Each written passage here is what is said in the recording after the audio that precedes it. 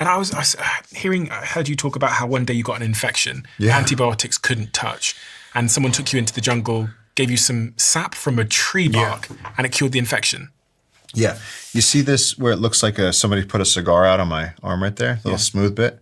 That was a very rare disease. I was living in a mud hut in India trying to track tigers. There's only 3,000 tigers left.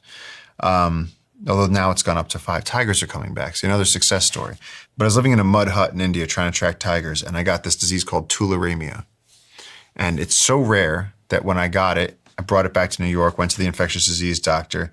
When he figured out what it was, and I'd been in bed for like a month with this horrible infection in my arm, this deep pocket of pus, and I was on antibiotics, and he went, "This is so rare." He goes, "Do you mind if I call in my students, my fellows?" He goes, "Guys, you're never going to see this again. It's a disease that's tick-borne through rabbits and somehow gets into people and manifests with an infection on the right elbow." He goes, "This is one of the rarest ones you're going to see." He goes, "This is rare." They put me on double antibiotics. I had already had a MRSA infection. They were like, "Look, we got to really kill this thing."